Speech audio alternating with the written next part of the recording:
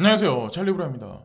뭐 하락세가 계속해서 연이어서 있으니까 뭐 오늘까지도 그렇고 뭐 내일도 어떻게 될지 모르겠지만 여러분들이 아마 확신이 계속 떨어지실 거예요. 우리가 확신이 계속 떨어지는 동안에 이런 뭐 거대 세력들 뭐 그레이스켈 자산운용사나 DCG는 계속해서 지금 인프라를 계속 넓히고 있다. 뭐 이런 관점으로 좀 긍정적으로 보시면 어떨까라는 생각을 합니다. 일단 첫 번째는 뭐 에이다 코인 가지고 계신 분들한테는 되게 기분 좋은 소식일 수 있죠. 뭐 이거를 이미 여러분들은 이미 코인리스나 코인텔레그래프나 뭐 보시는 분들은 이미 어저께 밤에 이미 보셨을 거예요. 일단 뭐 카르다노 가지고 계신 분들한테는 축하드릴 일인데 이게 곧바로 뭐 시세의 증폭을 시세의 뭐 수직 상승을 일으키진 않지만 향후에 제가 아는 걸로는 여름 무렵 있죠. 3분기 내에 카르다노도 되게 거대한 뭔가 이벤트가 있는 걸로 알고 있거든요. 제가 말씀드렸죠. 3분기 내에 호라이젠, 네오코인, 카르다노 이 세 가지 코인이 알트코인 중에도 사실은 되게 굵직굵직한 코인들이에요. 그러니까 잘 모르시는 분들은 모르시겠지만 이 카르다노도 그렇고 뭐 네오도 그렇고 특히나 이제 IOHK 재단하고 이제 같이 움직이는 거는 에이다하고 호라이젠하고 이더리움 클래식이거든요. 근데 이더리움 클래식도 뭐 포크가 이제 얼마 안 남았죠. 날짜적 관점으로 봤을 때 7월 21일? 7월 14일이 아마 이더리움 하드포크로 들어가고 7월 21일인가 아마 마그네토 하드포크가 들어가는 걸로 알고 있어요. ETC 같은 경우. 그래서 그게 선반영 된 건지 어떨런지는 모르겠지만 어쨌든 그것도 한번 따로 한번 조사를 한번 해보시고 어쨌건 3분기 자 아직 이제 지금 7월 3일이잖아. 오늘 한국 시간으로 7월 3일이니까 이제 시작점이잖아요. 그래서 너무 지금 현재 상황에서 실망들 하지 마시고 어쨌든 기다려보자 이거죠. 그래서 어쨌든 축하를 드리고 일단 이것 기다려보자. 호라이젠 네오코인도 그렇고 자 그리고 ETF에 관해서 뭐 여러분들 기다리시는 분들이 아마 되게 많을 거예요. 예전에 이제 바넥 같은 경우는 45일이 연장됐죠. 자 그것에 관해서 다시 논의하기로. 근데 이 마켓 와치의 이유스가 나왔어요. 가장 큰 비트코인 펀드를 미국 최초의 ETF로 전환하려면 무엇이 필요할까요? 여기서 가장 큰 비트코인 펀드라는 얘기가 나왔잖아요. 근데 여기서 보면 무슨 얘기가 나오냐면 그레이스케일 ETF라고 여기 나와요. 근데 순앤샤인이 그레이스케일 자산운용사 현재 CEO잖아요. 근데 이분이 뭐라고 말씀하시냐면 논리적인 얘기를 지금 하는 거죠. 8년의 기록과 정기적인 보고 요건을 갖춘 증권거래위원회 보고 기관으로서의 지위가 ETF를 향한 경쟁에서 경쟁사보다 유리하다는 인상을 줍니다. 그러니까 다른 어떤 회사들보다는 다른 어떤 헤지펀드들보다는 그레이스케일 자산운용사가 역사와 전통이 가장 깊어요. 그거는 아마 여러분들 이미 알고 계실 거예요. 그리고 미국 증권거래위원회에 정기적으로 보고되는 어떤 그 상품이 트러스트 상품이 그레이스케일 자산운용사 비트코인 트러스트와 이더리움 트러스트가 있는 걸로 알고 있어요. 그래서 ETF가 아직 비트코인 ETF가 승인이 나진 않았지만 이런 관점에서 봤을 때 다른 어떠한 회사들보다는 그레이스케일 자산운용사 트러스트 상품이 아무래도 ETF 첫 번째 승인이 나지 않을까라고 이제 전 생각을 합니다. 한편으로는 자 근데 여기서 이제 순앤샤인이 두 가지를 되게 중요시하게 생각을 해야 되는데 하나는 이제 나스닥과 조금 더 이제 친밀해야 되고 또 하나는 인터컨티넨탈 익스체인지 소유 증권거래소. 그래서 이게 뉴욕 증권거래소거든요. 여기랑 조금 중요하다. 근데 제가 이걸 왜 말씀드리냐면 디지털 커런시 그룹이죠. 디지털 커런시 그룹의 밑에 그레이스케일 자산운용사가 있고 여기 이제 핵심 mem버 이사 중에 글렌 허친스라는 이분이 있어요. 근데 이 글렌 허친스라는 이분이 여기 나와 있는 인터컨티넨탈 익스체인지 요 부분 있죠. 여기에 제가 알기로 지분을 좀 많이 가지고 있는 걸로 알고 있어요. 인터컨티넨탈 익스체인지. 인터컨티넨탈 익스체인지는 되게 많은 뭐 500개나 되는 자회사들이 있어요. 그 중에 이제 많은 사람들이 이제 눈여겨 봤던 그런 데가 여기 NISE 그러니까 뉴욕 증권거래소. 자, 그러면 이 얘기를 이제 퍼즐을 맞춰 보면 대충 어느 정도 윤곽을 여러분들이 아실 수 있고 인터컨티넨탈 익스체인지에 많은 돈을 투자했던 그런 금융 자본가들이 또 누구냐? 우리가 세력세력 막 이렇게 얘기를 하잖아요. 근데 여기 나와 있는 것 같이 2000년도 5월 달에 자, 여기 펀디드를 했는데 골드만삭스, 모건 스탠리, 그리고 BP, 그리고 토탈, 쉘이 있고 도이치뱅크. 자, 도이치뱅크가 파산한다는 얘기는 10년 전부터 있었는데 아직까지 파산 안 하고 있어요. 그러니까 뭔가 있는 거죠. 이들도 마찬가지로. 그리고 소시에테 제너럴까지 해가지고 이들이 소유주고 이 거대 금융그룹의 지분을 누가 또 가지고 있냐, 소유주가 누구냐에 따라서 진짜 주인을 여러분들이 아마 간파를 하실 수 있을 거예요. 그래서 뭐 주말에 시간이 나시면 이런 거 찾아보고 한번 퍼즐을 맞춰보는 것도 제가 보기에는 아마 재미난 시간이 될 거라고 생각을 하고, 뭐 에이다가 일단 추가가 됐어요. 그래서 에이다 뭐 되지 않을까 제가 생각을 했었는데, 에이다 말고도 아마 다른 코인들도 아마 추가적으로 아마 순차적으로 아마 들어갈 거예요. 들어가긴 할 텐데 일단은 에이다가 추가가 됐는데, XRP도 마찬가지로 뭐 트러스 상품에 있다가 이제 나오긴 했잖아요. 지금 현재 상황에서. 그래서 여러분들이 여기 가지고 계신 뭐 코인들은 과연 어떻게 될까 아마 궁금들을 되게 많이 하실 거예요. 궁금하실 거예요. 근데 제가 이제 개인적으로 보기엔 뭐 그레이스켈 자산운용사 ETF가 먼저 승인이 날 거고, 가장 첫 번째로 미국에서 첫 번째 승인이 날 확률이 높다라고 이제 전 생각을 하고, 좀 전에 이제 마켓 와치 뉴스를 보여드렸잖아요.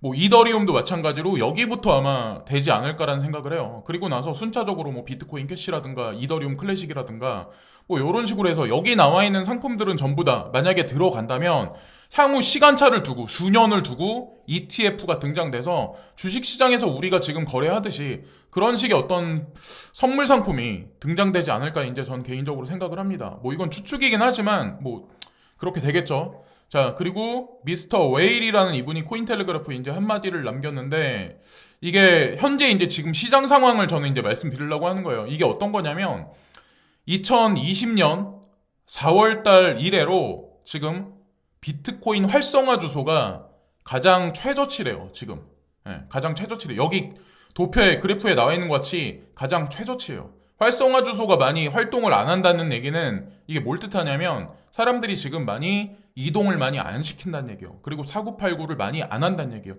시장 진입자가 많이 빠져 있다는 얘기예요. 그렇게 해서 그래서 어떻게 보면 이것도 하나의 인간 지표라고 보시면 될 거라고 생각합니다. 국내에 국한된 얘기가 아니라 전 세계적으로 지금 현재 이제 시장 상황이 현재 그렇다. 그래서 뭐 여기서 급작스럽게 뭐 올라간다라고는 제가 단언해서 말씀을 못 드릴 것 같아요. 그렇지만 중요한 건 6월달보다 7월달이 날 거고 7월달보다는 8월달이 낫지 않을까. 왜냐면 지금 현재 경제 상황이 돌아가는 걸 보면 그렇게 될 수밖에 없다라고 이제 생각을 합니다. 자, 그리고 비트코인 캐시 ABC가 이 캐시로 리브랜딩 됐다. 그래서 지분 증명한다. 그래서 지분 증명이 이제 포스잖아요. 포스 스테이킹 하는 거. 그래서 그쪽으로 이제 체제를 바꿨다. 그런 뭐 이게 어떤 파급력을 줄지는 모르겠지만 뭐 비트코인 캐시에서 이제 딸려져 나온 거죠. 근데 비트코인 캐시는 앞으로도 만약에 하드포크가 진행되면 또 다른 코인을 아마 찍어낼 거예요. 근데 뭔가 꿍꿍이가 있겠죠. 비트코인 캐시 측면에서. 그래서 어쨌건 이것도 그냥 지나가는 뉴스로 한번 보시고, 이란에서 제한된 법안은 모든 외국 채굴 암호화폐를 금지할 수가 있다. 이 뉴스 헤드라인만 딱 보면 되게 안 좋은 것 같은데 뉴스를 딱 끝까지 읽어보면 그냥 규제한다는 얘기예요. 그래서 제도권 안에 수용하겠다는 얘기가 여기 뉴스를 보면 우리가 알 수 있거든요. 그래서 뭐 채굴 농장에 대한 라이센스를 부여한다. 그래서 라이센스 보유하지 않은 사람들은 무면허 채굴자에 대한 공격을 강화한 것으로 보입니다. 그래서 뭐 어떻게 보면 국가 기관 산업으로 이란 같은 경우는 지금 비트코인 마이닝 산업에 관해서 만들고 있는 게 아닐까. 왜냐면 자국의 통화 시스템 자체가 워낙 취약하기 때문에. 근데 선진국들은 지금 뭐 미국 같은 경우도 CBDC에 관해서 딱 앞장서서 말을 못하고 계속 말 바꾸기를 하는 이유가 전 세계 기축통화국이잖아요. 그러니까 당연히 그렇게 할 수밖에 없는 거죠. 그러니까 그런 식으로 이해를 하시면 어떨까라는 생각을 하고, JP모건 제이미 다이먼 회장이 오랜만에 이제 한 가지 말씀을 하셨는데, 이더리움 2.0이 자 이게 스테이킹이 진행되면 이게 가격 상승을 부추길 거다. 투더문이 될 거다. 그래서 2025년까지 40빌리언만큼 시장 규모가 커질 거다. 크립토 마켓, 그러니까 그 스테이킹 산업에 관해서 이런 얘기를 하거든요, 이분이. 그래서 이 뉴스에 관해서 그 한국에 처음으로 이더리움을 어떻게 보면 소개한 아톰 릭스 정우현님이 이제 한마디 남기신 게 있는데, 그거는 제가 좀 이따 이제 다시 추가적인 사항으로 말씀드릴 거고, 부자 아빠 가난한 아빠의 저자인 로버트 기요사키라는 분이 있거든요. 근데 이분이 이제 한마디 남기죠. 어저께도 제가 제로엣지에서 스태그플레이션이다. 지금 현재 경제 상황이 그렇다고 얘기를 했는데 인플레이션이나 디플레이션인가 하면서 물음표를 하나 딱 던졌죠. 근데 누가 알겠냐? 아마도 지금 현재 상황이 스태그플레이션일 거다. 지금 현재. 그래서 이런 얘기를 하는데 제가 이거를 왜 중요시하게 이제 말씀을 드리냐면 스태그플레이션은 노답이에요. 인플레이션은 정답이 있어요. 정책 기관자들이 할 수 있는 통화량으로 조절할 수 있는 그게 있어요. 답안이 있어요. 디플레이션도 답안이 있어요. 근데 스태그플레이션 상에서는 정부에서 할 수 있는 일이 아무것도 없어요. 그냥 노답이에요. 그리고 스태그플레이션을 해결하기 위해선 시간이 엄청나게 오래 걸려요. 왜? 인플레이션 상에서는 물가도 상승하고 경기도 상승해. 이럴 땐 어떻게 돼요? 양적 완화를 중단하면 돼. 통화량을 제한적으로 축소시키면 돼. 이러면 당연히 물가도 꺾이고 돈이 풀리는 양이 제한적이니까 경기도 다시 하강을 해요. 디플레이션은 반대예요. 물가도 하락하고 경기도 하락한다. 이때는 되게 간단해요. 그러니까 제롬 파월 연준 의장이 예전에 그런 얘기를 했었잖아요. Q1 양적 완화를 1, 2, 3까지 하면서 계속해서 끌어올렸잖아요. 자, 경기도 상승시키고 물가도 상승시켰잖아요. 그렇게 하면 돼.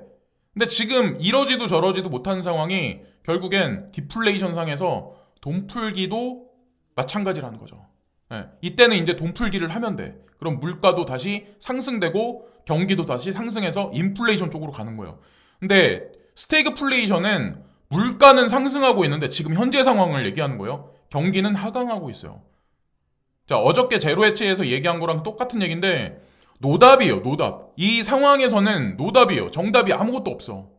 지금 현재 상황이. 그래서 많은 사람들은 코로나 때문에 내 직장 잃는다라고 생각하시는 분들도 있어. 근데 반대로 한번 해석해 볼까요? 코로나 때문에 비대면은 증가했고 플랫폼 기업들은 확장 중이고 상승세요. 시총 규모도 급진적으로 카카오 같은 경우, 네이버 같은 경우 계속해서 게임사들도 계속해서 시총이 계속 불어나고 있어요. 아마존, 넷플릭스, 페이스북. 자, 테슬라는 뭐 거기에 플랫폼 기업이다라고 얘기하기에는 뭐하지만 어쨌든 4차 산업혁명을 주도하는 기업 중에 대표적인 기업들이죠. 그럼 우리가 지금 이런 뭐 코로나 바이러스가 창궐해서 뭐 변이 바이러스 뭐 델타에다 뭐 델타 플러스에다가 뭐 별의별 바이러스가 계속 나오고 백신을 뭐 1차, 2차, 3차까지 맞아야 된다. 계속해서 이런 얘기가 나오는데 과연 이 안에서 우리가 3차 산업혁명에서 머물러 있던 사람들, 거기에 투자했던 사람들, 우리 기성세대는 과연 어떻게 살아남아야 될까요? 이런 판국에서, 자, 오프라인 산업이 죽어가고 있는 이런 산업에서 4차 산업혁명에 진입되고 있는 와중에 무엇에 투자할까? 그거는 각자의 판단이에요.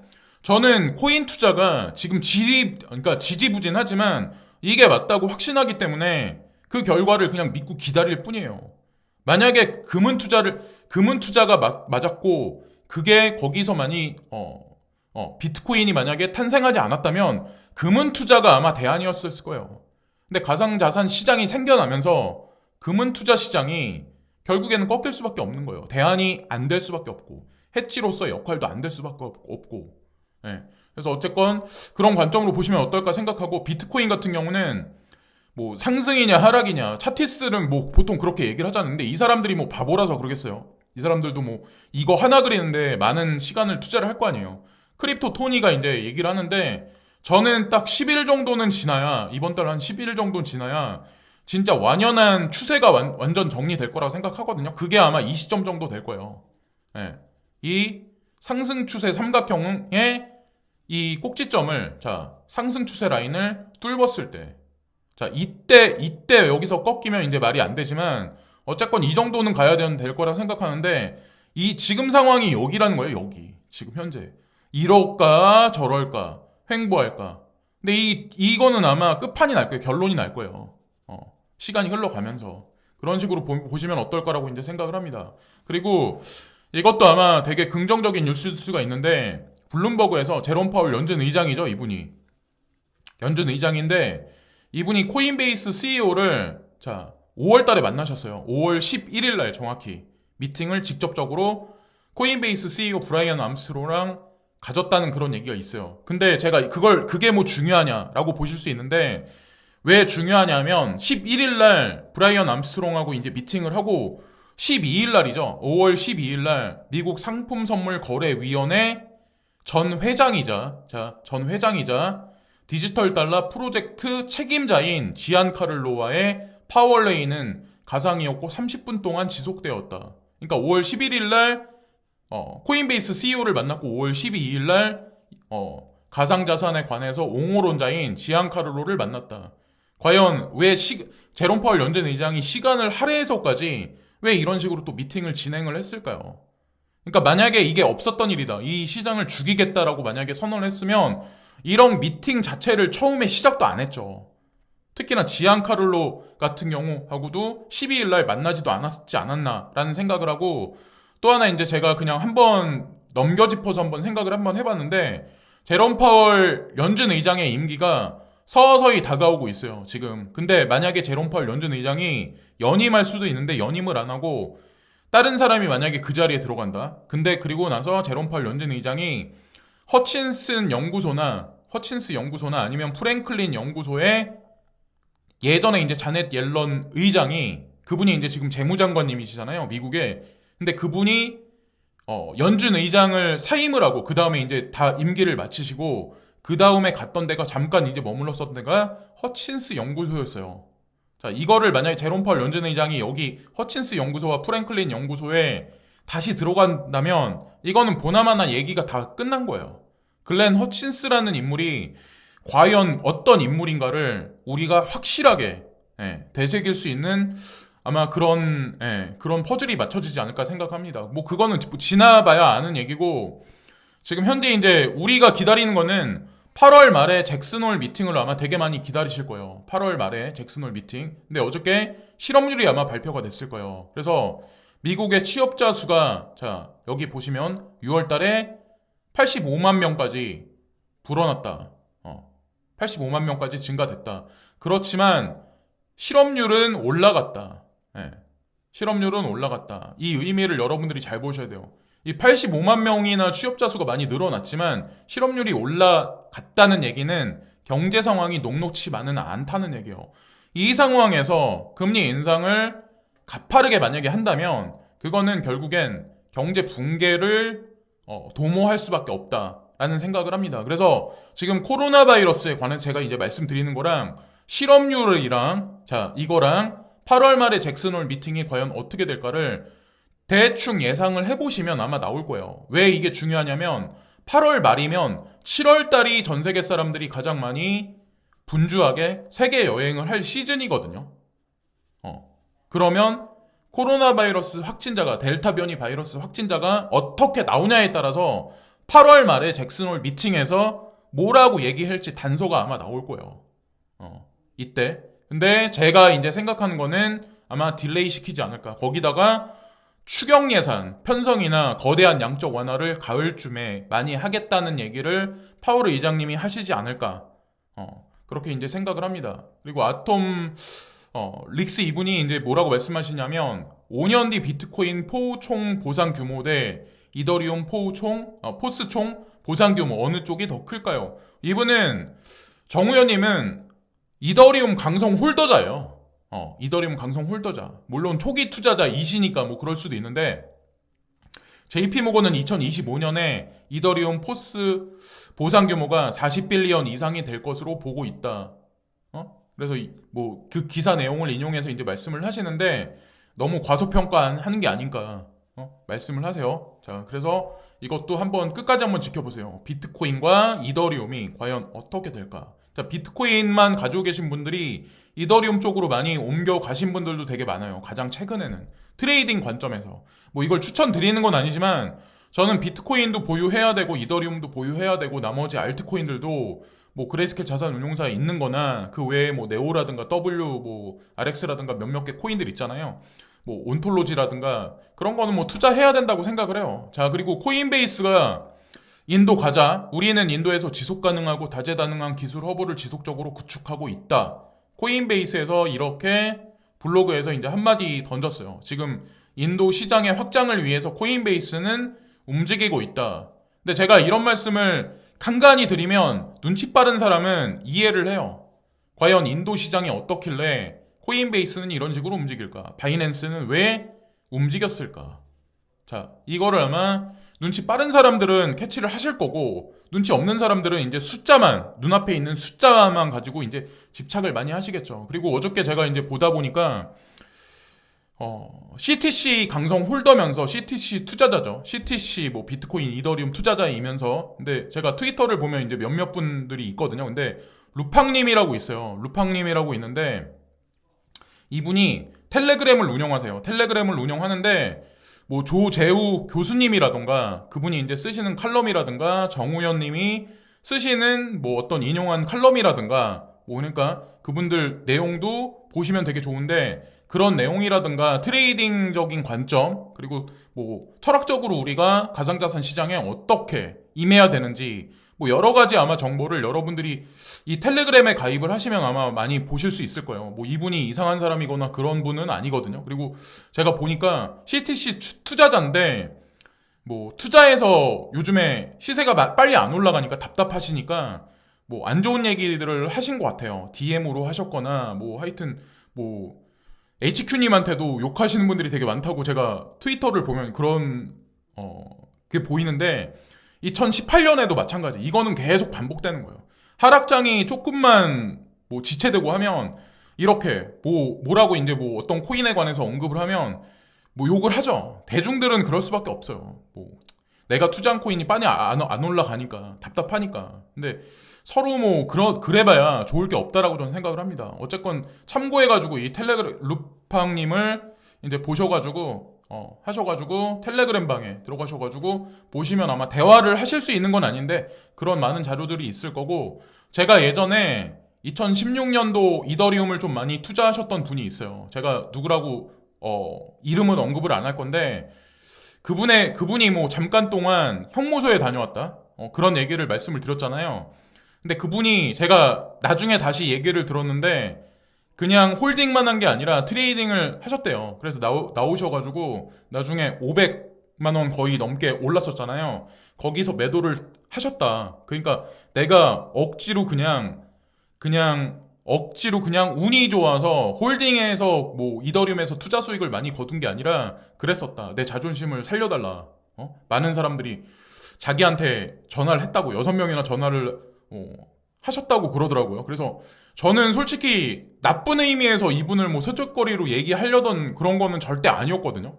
그냥 말을 하다 보니까 이제 그렇게 됐던 거고 뭐 어쨌건 그 언급을 정정해서 어쨌든 좋은 가격에 잘 팔아서 다시 이더리움 투자하고 계시다. 그래서 뭐 실명에 관해서 뭐 아이디에 관해서 언급하셔도 해도 아시는 분들도 있고 모르시는 분들도 있겠지만 어쨌건 제 방송을 되게 많은 분들이 본다는 걸 느꼈어요. 제가 설마 했거든요. 제가 이름도 얘기 안 했는데 어떻게 이걸 알지?